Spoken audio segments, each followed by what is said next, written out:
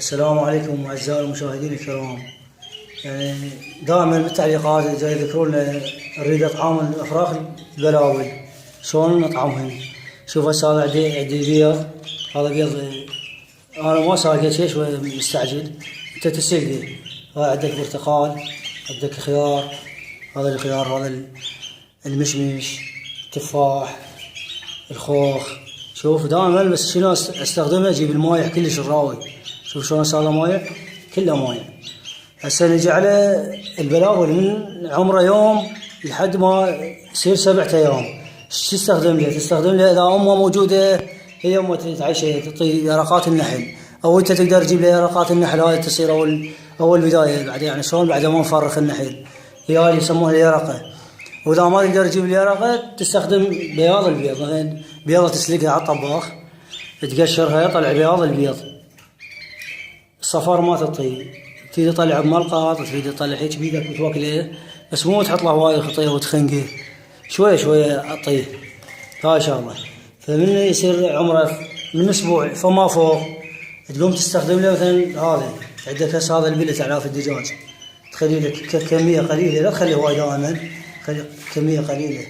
تيجي تخلي لها ماي، انا ما اخلي لها ماي، اخلي لها برتقال شويه فيتامين سي، دائما يصير يقوي الولول. دائما استخدم له فيتامينات. ما شاء الله عندي هواي بلاوي الخير من الله، عيشتهن. وهسه ان شاء الله هم اشوفكم شلون البلاوي جبتهن ووكيل البابا. بسم الله الرحمن الرحيم. شوف سجاد، بسم الله. شوف شلون هذه الخلطة، خلطة ممتازة. وكو بعد شغلة لا خمه، تصيد له جراد وجبة رئيسية أساسية جدا. الجراد، وإذا تقدر تجيب سمك هذا الناعم، السمك الكبار هم ما يخالف إذا مستوي أو مقلى. دجاجة طلع له مثلا من الفخذ شوي هيك على قد هيك ياكل على كيفه. شوف هسه هاي صارت عندنا ماي نهائيا ماكو. شوف هسه صار عندنا، صارت عندنا خلطة، يعني هذا بروتين مال دجاج، وعندك برتقالة تعصر عليه بس مو تسويها يابسة، شوي خليها لينة. شوف هسه شلون سويتها لينة. هسه عندنا هذا، شوف شلون خلطة جاهزة للاستعمال، طعام الأفراخ. شوف دائما من تطيه ما اطيه اجيب هيك واحط بحلقه، خطيه هم خطيه دائما. شوف ما تصغرها احسن، جيبها هنا. هذا عندنا بابا، هذا البلبل ابيض الخدين العراقي، وهذا البلبل الهزر قبل 3 أيام تقريبا من جبتهن قدامكم، كان انا صغار وجبتهن. شوف هذا بلبل الهزر، وهذا بلبل العراقي. شوف هاي خلطة ممتازة جدا، واي شيء انتم تحتاجون انه خدمتكم. هسه عندنا هاي الشغلة، هاي خلصت. ايش عندنا بعد؟ عندنا تريد هذا المشمش دائما اجيب المشمش الراوي، هذا هيك نفس الطريقة. دائما ما اطي القشر باوع من بطن اطي واكله هيك. هذا بلبل الهزر، هذا اول مرة اجيبه انا.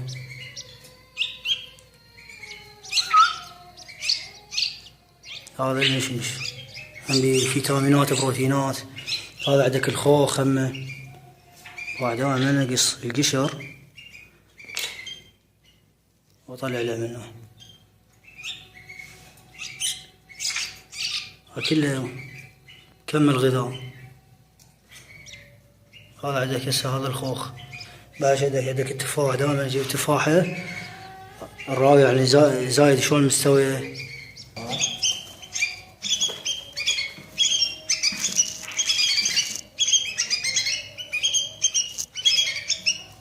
تعال حبيبي تعال، شوف هنا صار لين عندي تقريبا 8 أيام. شوف هسه هذا البلبل دائما يصير على زولية، يصير بالقاع. اشوفكم شغله اخر عشان نقول هذا العيش او الزولية. دائما البلبل من نتكضي ما اشيله هيك من الشيله راح تشلب رجليه بالقراء خطيه رجلتي يشيله. شو تسوي؟ تخلي ايدك جوا بس خلي ايدك جوا. شوف عشان راح يرفع شوف رفع واحد بس خلي ايدك جوا. شوف هسه يصعد واحد من راح اجره هيك راح تشلب رجليه. ساعدنا الزوليه زينه مو بيها تشليبه. هسه مثل هذا نقول هذا العيش مو العيش من ترفع العيش تشلب بالعيش. شوف ما شاء الله. هسه نوكلهم دائما انوعلهم ما ابقى استمر على البيض او استمر على علف الدجاج. دائما انوعلهم. شوف هسه عندي خياره. شوف هسه هاي خياره ومردها زايد دائما. شوف نوعلهم باليقين. وانا هسه هاي عندي خير من الله بلاوي ما قدرت اجيبهم كلهم. يذلني بس على قد الشرح حتى المشاهدين يستفادون من يمهن. واحد كاتب لنا تعليق ابوي والماتي الشنج وقام يرجف. هاي شنو يعني؟ خليه على مبرده على مكيف. هو ترى شايفه هذا وين هسه يعيش زي شيء كله بالاجواء الحاره يعني ما يقدر واحد يورق بيها. شفتوا دائما كل ما نطلع نشوفكم شلون كنا العطش. شوف شتي انا اوكل الخوخ عندي غير بلاوي بس ما ادري مثل كافي. وفي شغله لا بعد اذا انت تريد تحب اي نغمه يعني انا اريد احب نغمه مثلا نوقه اريد اسمعها مثلا صوت النوقه. ولا النوقه صارت قديمه شو تسوي؟ اول ما تقعد تصوح مثلا شو وقت ما تقعد بالسبعه بالسته بالثمانيه المهم شو تسوي؟ طلعهم النغمه مال النوقه. والعصر كذلك ساعه بالاربعه بالخمسه. هذا يقول شلون الطالب هسه من واحد يقرا الصبح ويرجع يعيد العصر. او اريد مثلا اسمع غير طور مثلا طور مال البلبل العادي تريده موجود مثلا نزل من اليوتيوب ونزل من الانترنت وهم دائما اسمعهم الصبح واسمعهم العصر. بالنسبه للماي هسه ذني شوف شلون راح اعطيه الماي. او تخلي صبعك هيك قطرات بسيطه. شوف هاي كلش كافي عليه. لا تصير بطنه سالي لان يصير بطنه سالي يتمرن وهو يتهدى بس يشرب مويه وايد يتهدى. شوف هاي كافي كلش زين. وبالنسبه ذني ما اعطيه الماي نهائيا. شوف ذني الزهار ذني الهزار. هسه وضحنا لكم شلون اطعام الافراخ البلاوي اللي جبت لكم البرتقال والمشمش والخوخ والخيار بعدكم فهمتوها. دائما اعطي شويه ما اعطي وايد بحق خطيه وقتين. هسه ايش عندنا ذل البلاوي مال العام بنات العام راح اشرح لكم عليه شلون الفرق بين المثيه وبين الفعل. شوف هسه عندنا هذا من عند بنات العام. هسه عندنا هذا الفحل شوفه ذي بنات العام. شوف هذا من داره يصير مدبب وعريض. شوف شلون عريض. النثيه يجي هيك ومقوس يصير مقوس. هسه اشوفكم ان شاء الله من النثيه. شوف عندك صفار الفحل اقوى من النثيه ويصير طير خشن مثل ما دائما انا اقول لكم. الفحل يصير اخشن من النثيه. شوف شلون خشن حتى رجليه يصير اكبر. شوف هسه ان شاء الله نجيب النثيه وهم اشوفك اياها. شوف هسه عندنا هاي النثيه. شوف شاحت لكم على منقارها. شوف شلون يجي مقوس. خلينا نكض على مود يشوفونه زين. شوف شلون يجي رفيع ويصير بيه كسره. شلون النسر كان مال النسر منقار مال النسر. انا هسه ما كان يشتغل لو ما كان يشتغل شوف هسه رجلها تصير ارفع من الفحل شويه يصير رسم المياه. شوف تصير ناعمه حتى طيره ناعمه تصير مبينه ذيك وينها طيره. وقفتها تختلف. شوف وقفه الفحل وايد اختلاف. شوف صفار هم افتح صار لي طبعا صار لي وين ما كافن اني فذن الريش مكسرات خفيف. نفتح بنا خطية كسرات.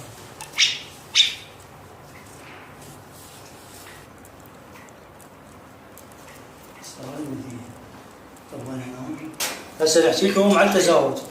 هذا خلينا قبض ان شاء الله باكر نسوي لهم برج مترين مترين. اللي يريد يسوي تزاوج افضل شيء عنده تكون غرفه. غرفه تخلي لها شجره صناعيه تكثر بها الشجر وتخليهم دائما واحد من الغرفه يتزوجون.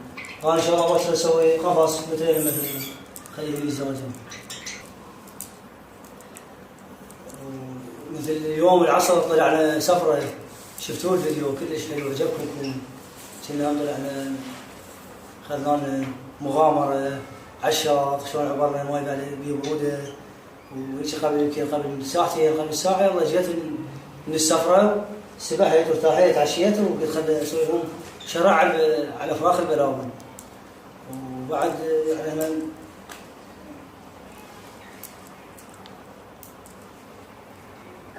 أريد منكم مشاركاتكم حتى نستمر بالنشر وتعليقاتكم. أي واحد عنده سؤال استفسار ما ضل قاعدين هنا والشباب يريد أي شيء على الولول يترك التعليق.